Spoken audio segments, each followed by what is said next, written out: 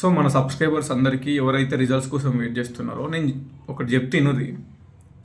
For example me results అనేవి next month వచ్చినాయి అనుకోండి, ఇది సెప్టెంబర్ అక్టోబర్లో మీ రిజల్ట్స్ వచ్చినాయి అనుకోండి, నవంబర్లో డిసెంబర్లో మీకు ఫస్ట్ పేస్లు సెకండ్ పేస్లు థర్డ్ పేస్లు జరిగినాయి అనుకోండి, జస్ట్ అనుకోండి అంతే.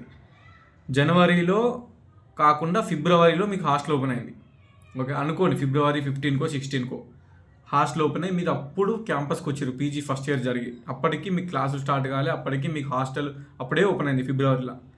అంటే మీరు ఎట్లుంటుంది అన్న, అసలు అకాడమిక్ ఇయర్ అయిపోతుంది కదా, ఫిబ్రవరి అంటే అప్పటి వరకు మా ఫస్ట్ సెమ్ అయిపోయి మేము సెకండ్ సెమ్లో ఉంటాం, ఇంకప్పుడు ఎందుకు ఓపెన్ అవుతుంది అని అంటారు. ఎగ్జాక్ట్లీ 2021లో మేము సిపీ గెట్ మా డిగ్రీ అయిపోయి మేము సిపీ గెట్ రాసినప్పుడు మా పరిస్థితి అట్నే అయింది. 2021లో డిగ్రీ అయిపోయినప్పుడు 2021లోనే పీజీ పట్టాలి ఫస్ట్ ఇయర్ సిపీ గెట్ రాసి, మీ లెక్కనే జూలైలోనో ఆగస్టులో మాకు హాస్టల్ రావాలి. కానీ 2021లో సిపీ గెట్ రాస్తే 2022 ఫిబ్రవరి 15కో 14కో వచ్చినాం మేము హాస్టల్కి. అంటే మాకెంత అప్పుడు ఎంత మేము ఓపిక పట్టాం, మీరు పడే టెన్షన్ ఇప్పుడు ఎంత అవుతుందో నాకు అర్థమవుతుంది. వాళ్ళు చెప్తలేరు చక్క, ఇప్పుడు ఈరోజు నైట్ వస్తాయన్నారు, ఈరోజు నైట్ రాలే, నిన్న వస్తాయన్నారు, నిన్న రాలే, రేపు వస్తాయంటారు.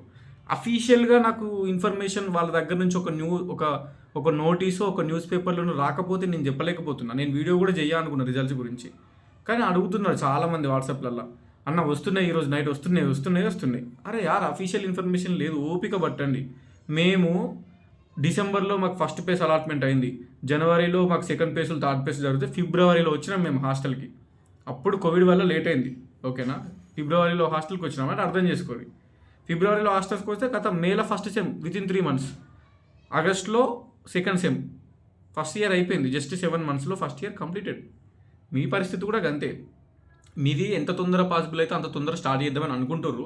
ఇంటిగ్రేటర్లో అయిపోయినాయి మీ ఆల్రెడీ, వాళ్ళు ఎప్పుడు రిలీజ్ చేస్తారో వాళ్ళకే ఎగ్జాక్ట్ డేట్ తెలుస్తలేదు. ఒకసారి డేటా మొత్తం అయిపోయి ఇంటర్నల్గా ఏం ప్రాబ్లం లేకపోతే అందరు ర్యాంక్ కార్డులు సెట్ అయిపోతే వాళ్ళు రిలీజ్ చేస్తారు. సో వాళ్ళ సైన్ నుంచి ఈ పర్టికులర్ డేటుకి మేము రిలీజ్ చేస్తాము అని వాళ్ళు చెప్తలేరు, మీ పని నడుస్తుంది.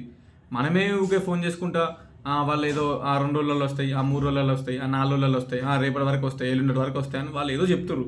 కన్ఫర్మేషన్ కోసం వాళ్ళు ఏం చెప్తలేరు, ఈ పర్టికులర్ డేట్కి పక్కా రిలీజ్ అవుతాయని వాళ్ళు ఏం చెప్తలేరు. అది రేపే రావచ్చు, September 4 ఎల్లుండే రావచ్చు, September 5 తర్వాత September 6 రావచ్చు, తెలియదు. అఫీషియల్ ఇన్ఫర్మేషన్ లేని మనం నమ్మద్దు.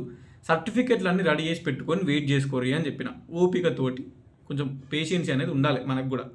So please try to understand, కొంచెం వెయిట్ చేయండి, వస్తాయి రిజల్ట్స్. నాకు అర్థమవుతుంది మీ ఇంట్లో పేరెంట్స్ అడుగుతున్నారు, ప్రెషర్ వస్తుంది, కొంతమంది బార్డర్లో ఉన్నారు, 24, 23 మార్క్స్ వచ్చావు, 2 మార్కులు ఆడైతే పాస్ అవుతానో ఫెయిల్ అవుతానో అని కొంతమంది ఉన్నారు.